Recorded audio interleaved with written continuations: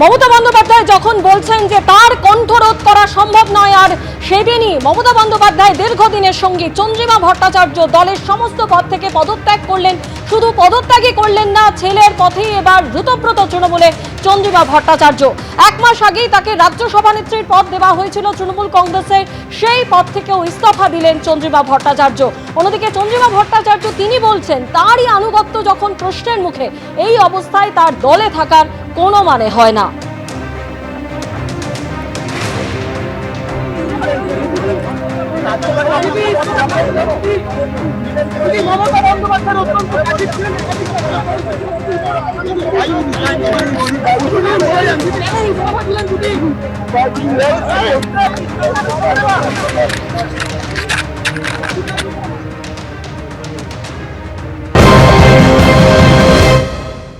যেসব শব্দ উনি ব্যবহার করেছেন সেটা খুব চিন্তার, এই নিয়েও তদন্ত হওয়া উচিত।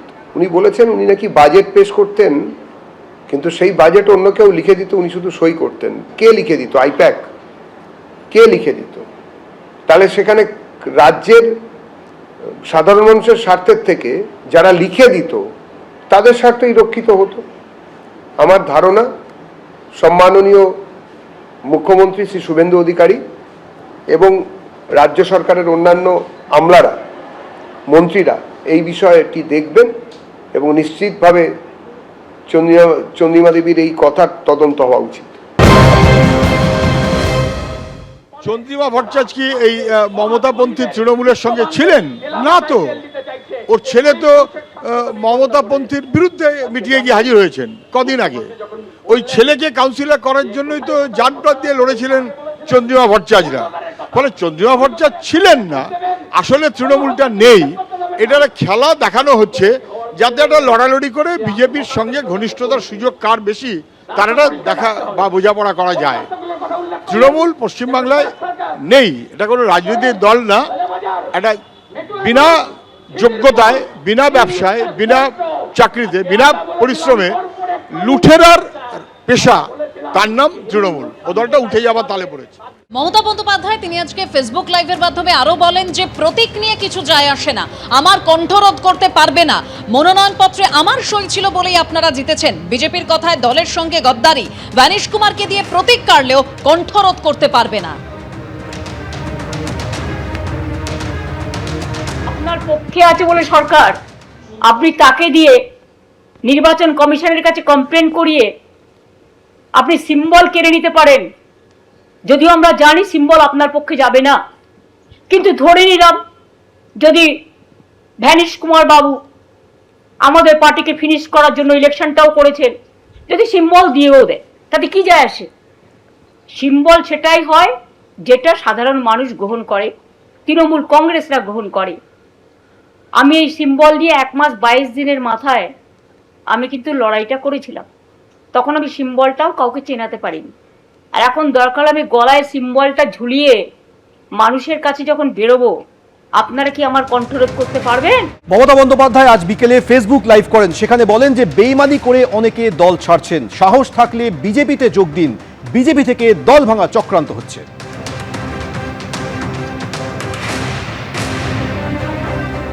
2 মাসও ধৈর্য ধরতে পারলেন না, 2 মাসও ধৈর্য ধরতে পারলেন না, এত তাড়াতাড়ি দলের সাথে বেইমানি করে চলে গেলেন।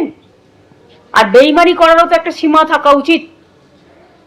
পার্টির সাথে বেইমানি না করে, যে পার্টিটা আপনাদের কাছে জন্মদাত্রী মা, আপনারা তো সরাসরি বিজেপি করছেন। এখন বিজেপি করবেন আর তৃণমূল বলবেন, এটা তো হতে পারে না, কারণ তৃণমূল কংগ্রেসের আদর্শ বিজেপি বিরোধী। মনে রাখবেন, আমাদের একটা আদর্শ আছে, আমাদের একটা নীতি আছে।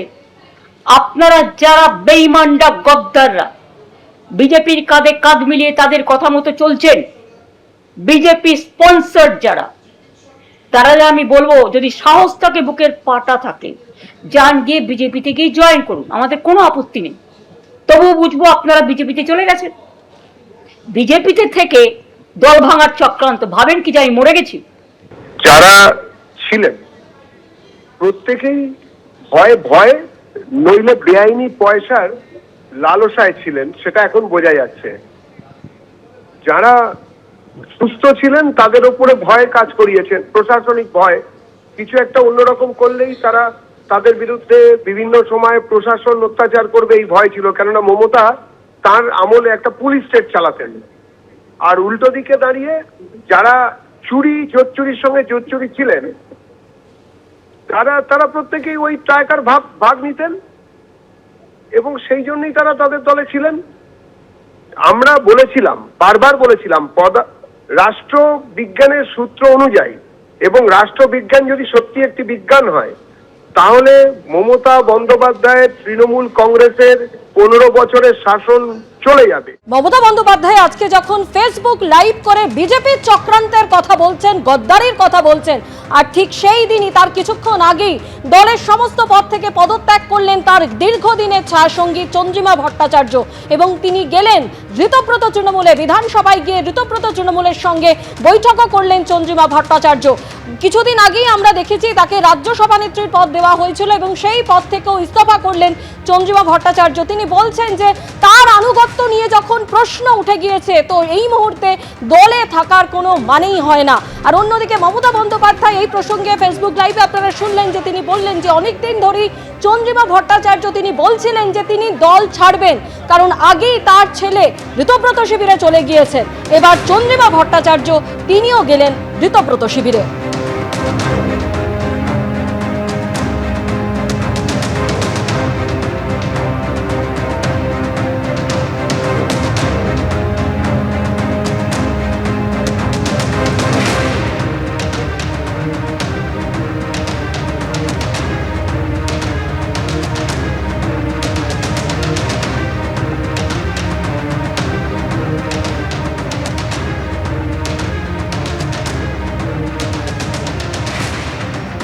উনি অনেক দিন ধরেই এই ধরনের প্রলাপ বকেন এবং এই প্রলাপের উল্টো দিকে দাঁড়িয়ে কোন রকম প্রতিক্রিয়া দেওয়াটার মতন ক্ষমতা আমাদের নেই, ওই প্রতিভা আমাদের নেই। ওদের দলের লোকজনই যারা বিভিন্ন সময় ওদের দলের সঙ্গে ছিল, লুটপাটে ভাগ নিয়েছে, তারা কে কার সঙ্গে থাকবেন সেটা তাদের ব্যাপার। বড় ডাকাতের সঙ্গে থাকবেন নাকি ছোট ডাকাতের সঙ্গে যাবেন সেটা ওদের ব্যাপার, আমাদের কিছু এসে যায় না। আমরা মনে করি জনতা ওদের বিপক্ষে দাঁড়িয়েই বিজেপিকে ভোট দিয়েছে, বিজেপিকে সেবা করার সুযোগ দিয়েছে। আমরা ওদের সঙ্গে নেই, তৃণমূলের কোন লোকের সঙ্গে আমাদের কোনো সংস্রব নেই, আমরা ওদেরকে পছন্দ করি না, কেননা বাংলার মানুষ ওদেরকে পছন্দ করে না। দলের সমস্ত পদ থেকে আজ ইস্তফা দিয়েছেন চন্দ্রিমা ভট্টাচার্য। সেই সঙ্গে দলের হয়ে বিভিন্ন ব্যাংকের সই করার দায়িত্ব থেকেও তিনি ইস্তফা দিয়েছেন। কমিশনে দলের দায়িত্বপ্রাপ্ত স্বাক্ষরকারীর পদও ছাড়লেন চন্দ্রিমা ভট্টাচার্য।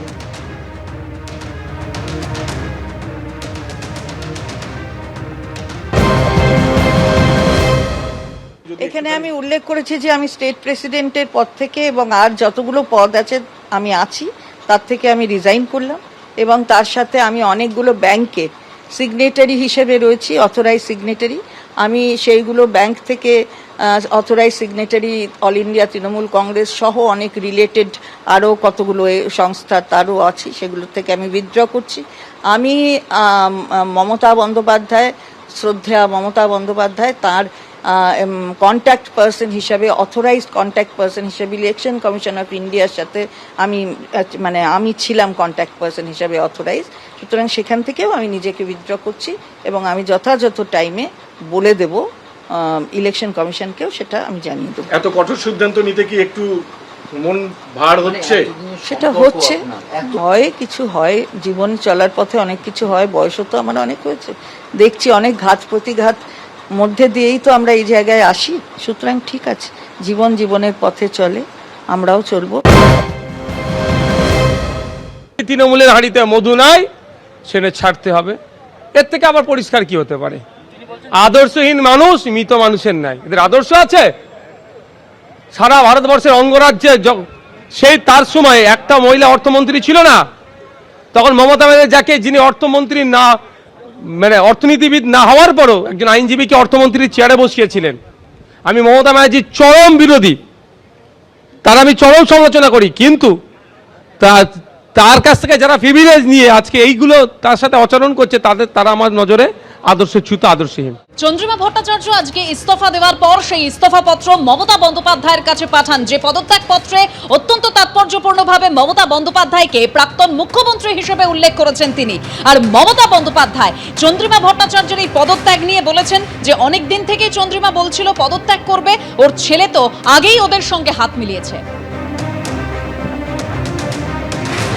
উনি অনেকদিন ধরেই আমাকে বলছিলেন পদত্যাগ করবেন, কারণ ওনার ছেলে গিয়ে অলরেডি হাত মিলিয়েছেন।